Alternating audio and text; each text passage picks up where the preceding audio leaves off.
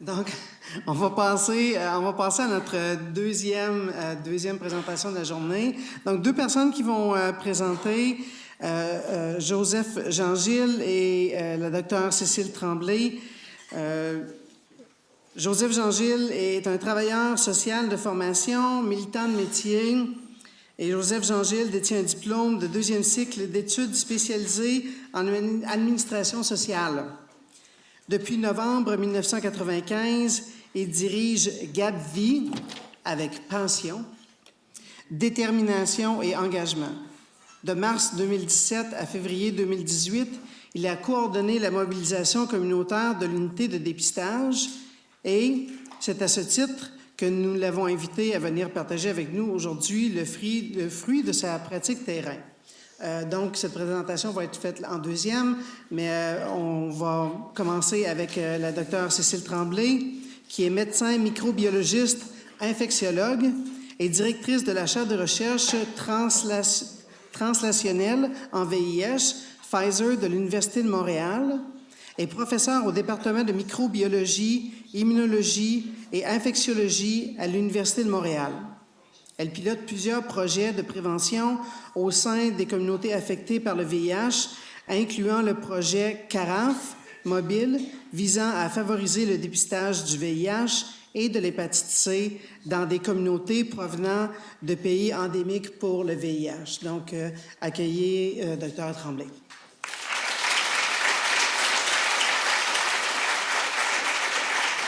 Bonjour tout le monde, bon après-midi. Alors, ça me fait plaisir de venir vous parler avec Joseph d'un projet de recherche qu'on a commencé il y a à peu près 2 ans et puis qui s'inscrivait un peu dans la réflexion qu'on avait, moi comme directrice du réseau SIDA maladies infectieuses du Fonds de recherche en santé du Québec, on voulait favoriser des projets de prévention, de mobilisation dans des communautés affectées. Alors, il m'est venu l'idée parce qu'on regardait un peu qu'est-ce qui devait être fait, qu'est-ce qui pouvait être fait.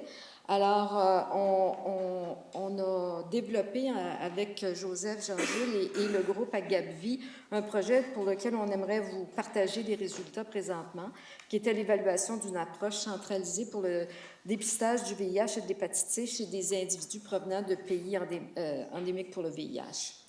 Alors, juste par souci de transparence, je reçois des honoraires, je suis conférencière et surtout des subventions de recherche de toutes les compagnies impliquées dans le VIH. Et le projet CARAF mobile a été supporté par le programme Pivot de Vive.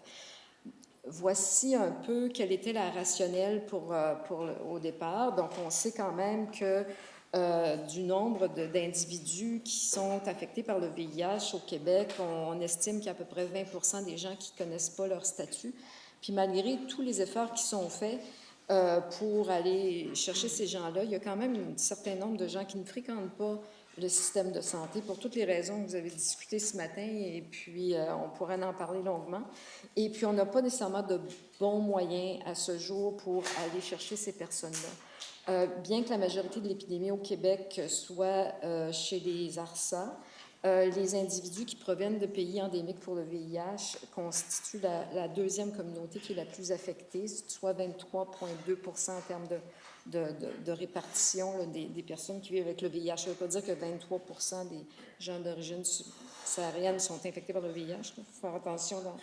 C'est que, donc, il y a quand même un fardeau de l'infection de cette communauté-là, puis il faut développer des approches plus adaptées pour essayer de rejoindre les gens et puis pour le dépistage et ensuite de ça, les amener à pouvoir consulter les systèmes de soins. Donc, notre objectif, c'était d'évaluer une approche de dépistage ancrée dans la communauté en utilisant une unité mobile qui se promène dans les quartiers ayant une forte densité de population provenant d'Haïti, des Caraïbes et d'Afrique subsaharienne. Alors, c'est ce qu'on a fait. On a déployé une grosse roulotte, mais elle était vraiment grosse. Tellement grosse que pauvre Joseph, ses cheveux ont grisonné encore plus juste pour trouver des places de stationnement pour la roulotte. Et puis, donc, l'idée, c'était de se promener, puis avec une campagne d'information dont Joseph va vous parler en détail dans quelques minutes, de solliciter des gens. On visait solliciter à peu près 2500 participants, pensant qu'on en recruterait à peu près 1000. Et puis, ce qu'on offrait, c'était de l'information, bien entendu, un test rapide pour le VIH, ainsi qu'une prise de sang pour la sérologie d'hépatite C et un contrôle de sérologie pour le VIH. Et on administrait un questionnaire sociodémographique. Alors, on a réussi quand même à solliciter 3401 personnes et en recruter 1008 dans l'étude. En général, bon, moi, je vous donne des résultats et puis Joseph va vous parler plus de la démarche et puis de l'information, puis de la discussion, la campagne d'information qui a été faite. Donc, on a eu 5 tests rapides pour le VIH qui ont été positifs. 2 étaient des gens qui étaient déjà connus, qui étaient déjà sous traitement. 2 étaient des faux positifs, ce qui peut arriver avec des trousses de dépistage rapide. Il faut toujours garder ça en tête. Donc, qui n'ont pas été confirmés par les tests de confirmation de 4e génération. Et un cas dont le participant ne voulait pas nous dire s'il savait déjà son statut ou pas. Il y a eu 9 sérologies positives pour l'hépatite C. 3 connaissaient déjà leur statut, étaient déjà pris en charge par le système de soins. 1 qui était un faux positif, encore une fois. Toujours avoir en tête les limites des tests rapides. Et 5 qui ne connaissaient pas leur statut. 3, on n'a pas pu les rejoindre parce qu'un des objectifs de l'étude, c'était offrir le dépistage puis leur offrir un corridor de service direct et rapide pour pas qu'ils aient de problème à accéder au système de soins. Malheureusement, plusieurs ne nous donnaient pas des bonnes coordonnées, des numéros de téléphone qui ne marchaient pas. Donc, il faut garder ça en tête dans les conclusions puis les réflexions qu'on va faire par rapport à cette étude-là. Et puis 2 qui avaient accepté un rendez-vous, mais qui ne se sont pas présentés. D'où ce que ça soulève, c'est il faut se poser des questions sur pourquoi encore ce lien-là est assez difficile à établir. Puis c'était un peu, ça faisait partie des objectifs de l'étude, de regarder un peu c'est quoi cette réalité-là, puis comment on peut améliorer la situation pour que les gens se sentent à l'aise de venir consulter et se faire traiter là, pour leur infection. Si on regarde la proportion des gens, 66% qui ont participé à l'étude étaient des hommes, 97% se disaient hétérosexuels, 82% de race noire, c'était la population ciblée, l'âge moyen était de 34 ans, donc une population relativement jeune, et 40% étaient des Haïtiens.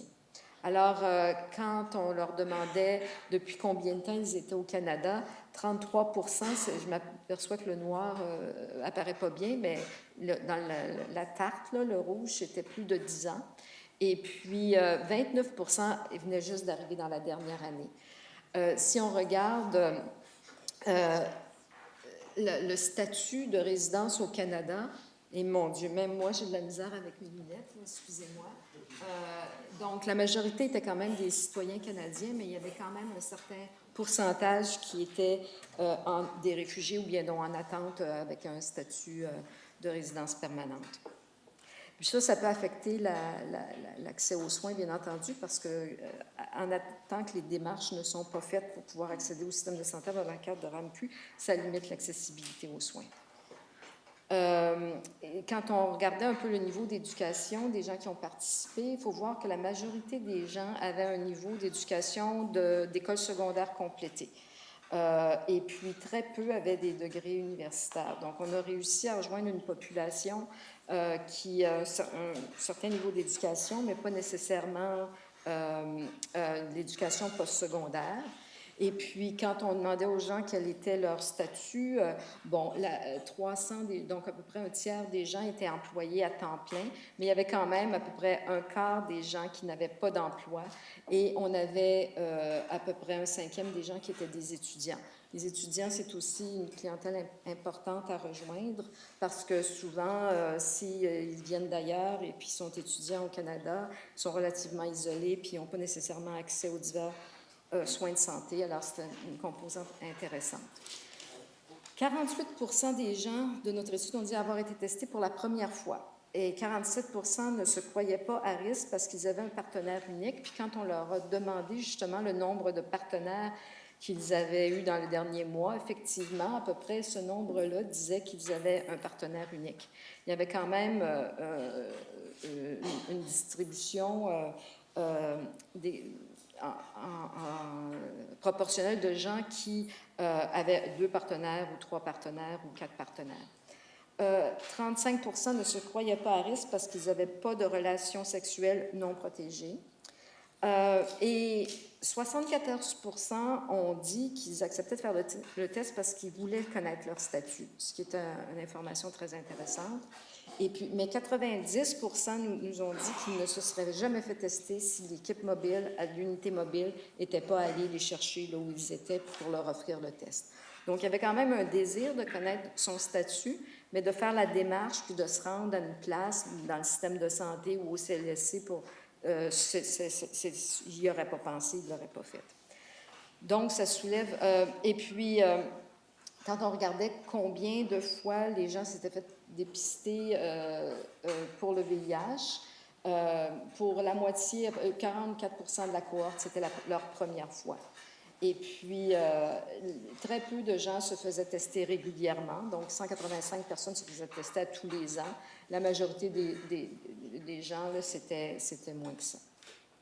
Et on leur demandait, c'était quand la dernière fois que vous êtes fait tester? Bon, 162 personnes avaient dit dans la dernière année. Mais après ça, il y en avait un autre pourcentage qui était entre 1 an et 2 ans. Mais les autres, il y avait beaucoup depuis longtemps, finalement. Et la majorité s'était fait tester au Canada, mais il y en a qui s'étaient fait tester dans leur pays d'origine. Donc, probablement que ça faisait un certain temps qu'ils n'avaient pas été testés. Alors, on est à débuter à l'analyse de ces données-là qu'on a recueillies dans les questionnaires sociodémographiques.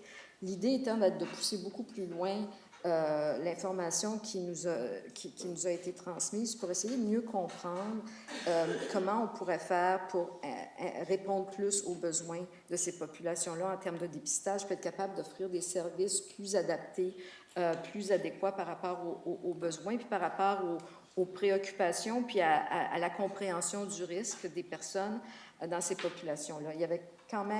On a quand même réussi à dépister une population qui fréquente peu le système de santé. 44% se faisaient tester pour la première fois. La prévalence était plus faible que ce qui est attendu dans les statistiques là, de Santé Canada. On s'attendrait à avoir une prévalence plus grande. Ça peut être le fait, d'une part, que notre taille d'échantillon est raisonnable, mais elle n'est pas immense non plus, qu'on n'a peut-être pas nécessairement été dans les quartiers où on pourrait trouver une prévalence plus importante. Donc, il y a beaucoup de choses à analyser par rapport à ça. On pense que la présence de Carafe Mobile avec son grosse roulotte puis l'équipe qui se promenait un petit peu partout, ça a définitivement contribué à sensibiliser la communauté sur la nécessité du dépistage pour le VIH et l'HCV. Et puis, on pense que ce serait très utile de poursuivre l'expérience en élargissant les quartiers, suite à l'analyse des données aussi, pour mieux cibler des communautés qu'on a moins rejoints par notre étude actuelle. Malheureusement, le financement de l'étude est terminé. Alors, cette étude-là se termine pour l'instant et on va compléter l'analyse et voir si c'est possible de perpétuer un peu l'exercice et puis en le modifiant, en l'améliorant, parce qu'on pense que c'est de ce genre de stratégie-là qui est plus adapté, qui va peut-être être plus utile pour avoir le dépistage. Puis j'aimerais remercier toute l'équipe qui a travaillé, en particulier l'équipe de Gabvi. Joseph va vous en parler après. Et puis l'équipe ici au CHUM, les infirmières, les intervenants qui ont travaillé là, dans la rue et qui sont allés au-devant des gens. Et là-dessus, je vais laisser Joseph compléter avec son information sur le programme de communication. Merci.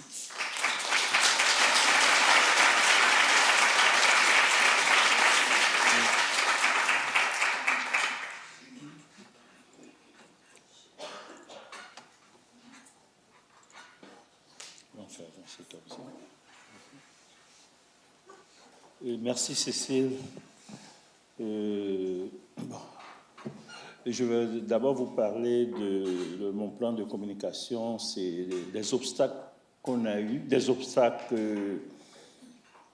qu'on avait prévus, les éléments qui étaient les éléments facilitants pour nous au niveau de la campagne. et les canaux de communication qu'on a utilisés et le chemin du dépistage, comment ça s'est fait sur le terrain, et puis après, je conclurai. Divulgation de conflits. Comme Cécile, on dit que le programme est financé par Vive dans le cadre du programme Pivot. Le plan de communication a été élaboré par l'équipe de Gavi, c'est-à-dire le personnel régulier de Gavi. On a travaillé ensemble. On a, comme on dit toujours souvent à Gavi, on a sorti de nos propres outils les bons coups pour établir un plan de communication et dans le but effectivement de rejoindre, convaincre, pour faire la plaidoirie, dépister, accompagner et soigner. Parce que le programme va offrir, pourquoi on dit accompagner et soigner, c'est parce que le programme offre aussi un couloir de soins aussi. Je pense que c'est la partie, je dirais, originale de cette démarche aussi. Et les caractéristiques de notre plan de communication, on dit qu'il faut cibler les populations prioritaires sans les stigmatiser.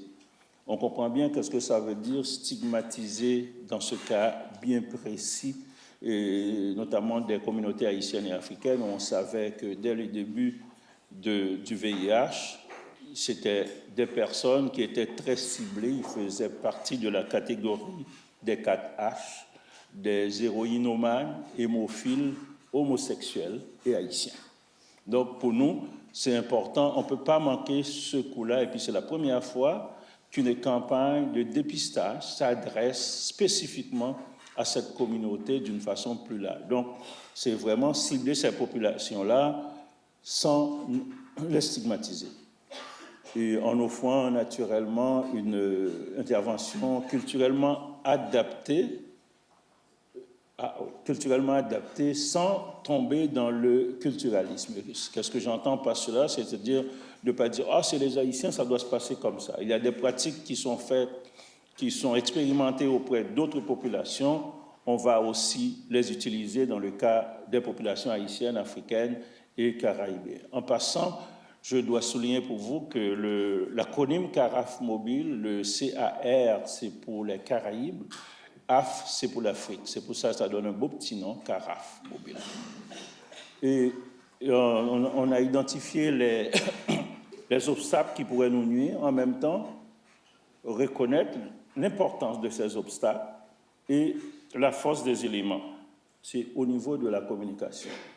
Les obstacles, on peut parler des risques de stigmatisation, j'en ai déjà parlé, des critères d'accessibilité au dépistage, parce que le dépistage n'a pas toujours été facile, je ne dirais pas pour la communauté haïtienne, mais au plus dans certains secteurs de la ville. Quand on passe dans l'est de la ville ou bien dans le nord de la ville de Montréal, ça n'a pas été facile. Il y a aussi toutes les questions de croyances religieuses aussi qu'il faut en tenir compte.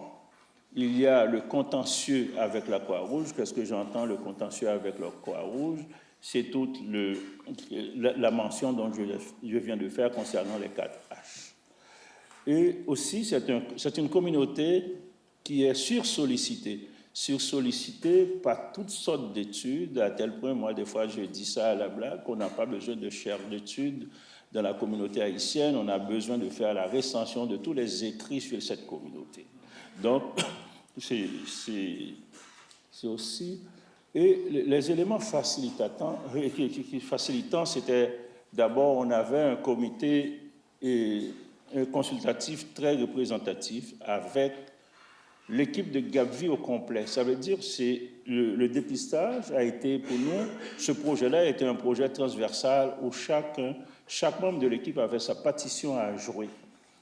D'ailleurs, il y en a 2 ou 3 dans la classe, dans la classe. Ben oui, c'est une salle de classe.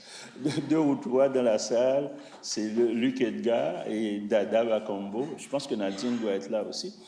Et l'autre chose, c'est un argumentaire solide pour inviter les gens à passer le test de dépistage. Le dépistage, le fait qu'il y avait des résultats rapides, le fait qu'on a fait le discours sur, disons, les raisons de se faire dépister et étant donné aussi l'équipe que je disais, le comité consultatif, a ce que j'appelle beaucoup plus une certaine compréhension très aiguisée des enjeux.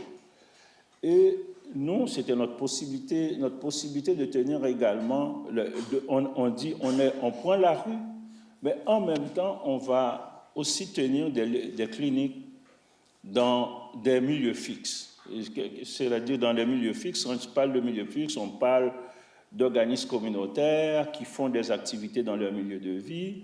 On parle même dans les casse-croûtes, on va déranger les gens quand ils mangent pour leur parler de dépistage. On va aussi cibler certains secteurs géographiques de Montréal, comme quand on dit Maison d'Haïti, Gap-Vie, on est dans Saint-Michel, et il y a aussi la foire de santé de l'Association des médecins d'origine haïtienne, qui est un rendez-vous annuel, on va être là. Il y a les Sonamix, et aussi chez tous nos partenaires, notamment les centres d'alphabétisation et les centres d'alphabétisation et de formation de migrants.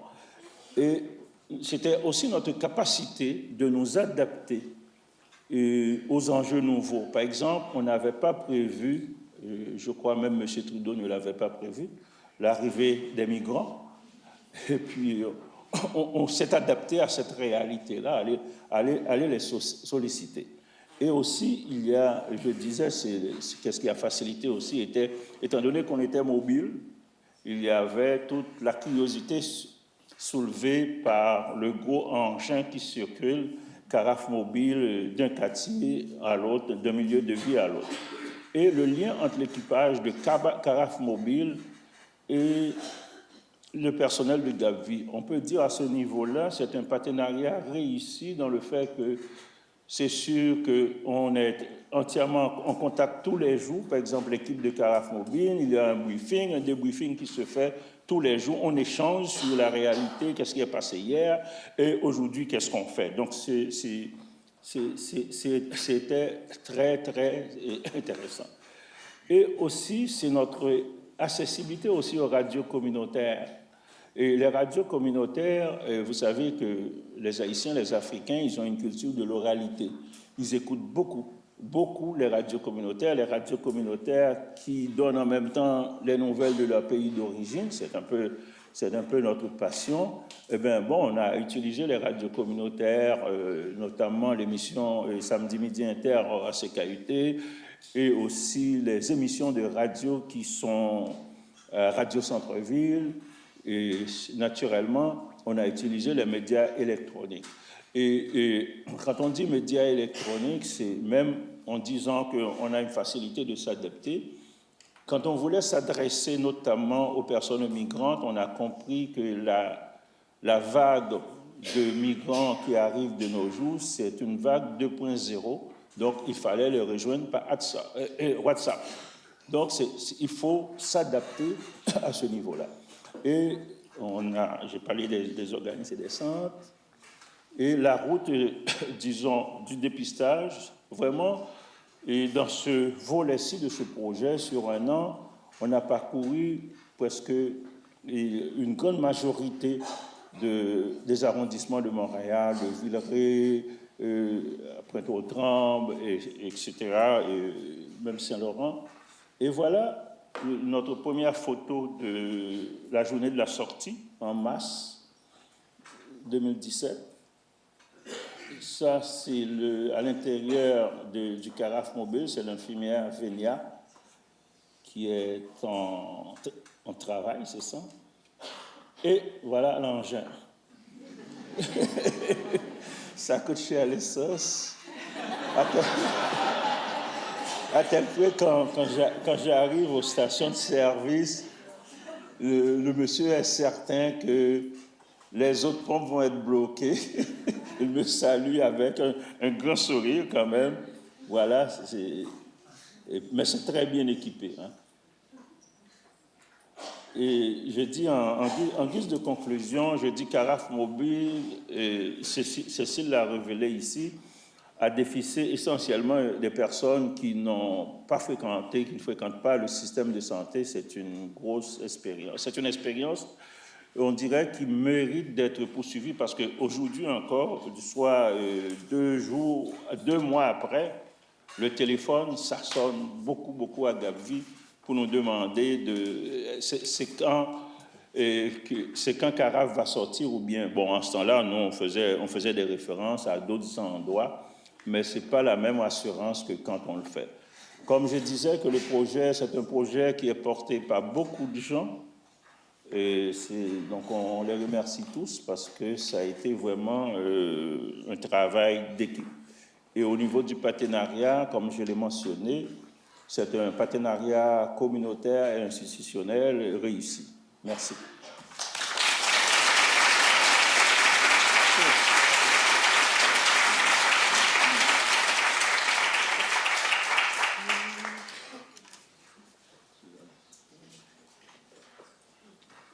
Donc, période de questions. On a eu 8 belles minutes pour nos questions.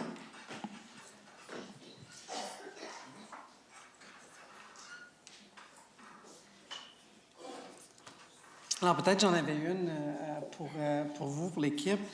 Lorsque vous parliez que les groupes sont sursollicités, c'est quoi les stratégies que vous avez utilisées particulièrement parce que vous avez nommé plusieurs choses, mais lesquelles qui ont été particulièrement utiles? Puis si vous n'avez qui n'ont pas nécessairement fonctionné pour aller rejoindre les gens, donc pour nous aider dans notre outreach qu'on a à faire de groupes qui sont marginalisés, si vous pouviez élaborer un peu là-dessus. Non, c'était d'aborder toute la question, c'était surtout d'aborder la question du dépistage comme étant quelque chose de très personnel pour vous, pour votre famille. C'est la façon de l'aborder à la personne. C'est pour son bien, c'est même pas... Après, on peut mettre des éléments comme étant des éléments, ça fait une communauté en santé, mais on commence d'abord par l'individu, à dire c'est une bonne chose de le faire, et surtout qu'on avait un discours qui dit au moins... on doit au moins avoir passé ce test-là au moins une fois dans sa vie.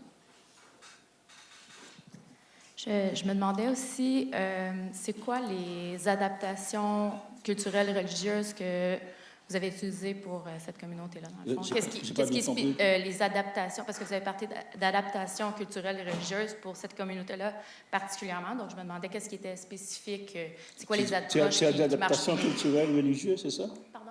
Ben, vous avez adaptation culturelle et religieuse, oui, okay, parce que j'avais pas bien compris la question. L'adaptation culturelle, ça va dépendre c'est quoi le compte-argument de la personne. Et quand on dit compte-argument, et puis parmi les religieux, il y a différentes confessions de foi. C'est toujours, on met la personne avant toute chose. Et puis même dans certains cas, on peut utiliser même aller dans leur propre langage, là, par exemple, face à une résistance, on peut dire aux gens que probablement, si vous croyez en Dieu, c'est peut-être lui qui envoie la carafe dans votre coin. Tu comprends? Même si ce n'est pas ta croyance, tu peux dire ça à quelqu'un. Il faut toujours trouver la stratégie. Et puis, des fois, nous qui ne sommes pas trop versés dans la Bible, on dit, mais la Bible dit, aide-toi, le ciel t'aidera. Les gens retiennent ça, mais c'est dit nulle part dans la Bible, aide-toi, le ciel t'aidera. Mais comme non-initiés, on a pensé que c'était dans la Bible. Voilà.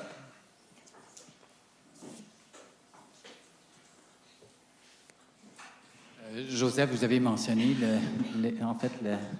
pas une certitude, mais quelque chose d'intéressant dans les gens que vous avez rencontrés au cours de la route. Un dépistage au moins une fois dans sa vie. Ça me surprend et ça m'interpelle, surtout au niveau de clientèle marginalisée ou difficulté à rejoindre ces clientèles-là. Est-ce que vous avez, à travers tout ce temps-là, réussi à voir ou entrevoir un changement de perception, c'est-à-dire des gens qui feraient un dépistage une fois dans sa vie par curiosité et de changer les perceptions pour arriver à, par souci de besoin de prendre soin de soi, d'arriver à changer les mentalités pour un dépistage plus fréquent ou plus pérenniser peut-être un dépistage chez ces gens-là. Oh oui, mais si je regarde au niveau, oui, s'il y a une progression, c'est sûr que notre campagne aussi, qu'est-ce qui a fait notre force, c'est fait en 2018. Quand je dis c'est fait en 2018, c'est que les mentalités ont changé aussi. Il y a des gens beaucoup plus informés aussi à ce niveau-là. Moi, je prends toujours l'exemple, depuis 4-5 ans, les personnes nouvellement arrivées au pays, les personnes issues de l'immigration, sont aussi bien informés que nous et parfois même plus informés que nous parce que faire de la prévention dans une communauté où vous risquez d'être stigmatisé à cause de ta couleur, à cause de ton expérience et à cause de son origine ethnique est différent de quelqu'un qui vient directement d'Haïti ou d'un pays africain où il est majoritaire. Donc à ce niveau-là, il est beaucoup plus informé, plus ouvert, etc. Même parmi je prends l'exemple des migrants. Parmi les migrants, après 2 mois, disons dès l'été dernier, j'étais rendu à 9 ou 10 qui étaient bénévoles à Gapvi. Donc c'est un plus dans ce sens-là. Peut-être que je rajouterais, effectivement, nos données nous montrent qu'il y avait une acceptabilité à se faire tester. 74% des gens disaient qu'ils voulaient se faire tester parce qu'ils voulaient connaître leur statut. Puis c'est avec des données comme ça qui sont intéressantes parce que je travaille sur un comité qui vient de finir ses travaux pour le ministère de la Santé publique où on est à reviser nos recommandations sur le dépistage. Puis c'est un des éléments qui va être mis de l'avant. Je ne vais pas vous donner de scoop, là, mais ça devrait, parce que le document est en révision encore au niveau du ministère, mais je pense qu'on s'en va dans ce sens-là, que tout le monde devrait avoir un dépistage au moins une fois dans sa vie et puis préconiser un dépistage beaucoup plus universel. Question complément, Cécile, est-ce que ça veut dire qu'il pourrait avoir une implantation de programmation de documents mobiles, soit par exemple de la communauté auquel vous avez fait affaire, ou question d'éléments mobiles pour rejoindre des populations d'individus qui sont dans la partie très difficile à rejoindre? Oui, bien, entre les principes puis la réalité puis l'action, là, on sait qu'il y a une marge grande de même. Donc ça, c'est de l'argent. Autrement dit, une fois qu'on a dit que oui, c'est une bonne affaire d'offrir un dépistage, que tout le monde devrait connaître son statut, tout ça, là, il faut que le gouvernement mette de l'argent pour supporter des programmes d'outreach comme ça. Puis ça peut être pas le même modèle partout, hein, chaque a besoin de son modèle, mais là, il faut pousser pour que ça se traduise par des programmes. Mais ça, c'est les finances. Merci beaucoup.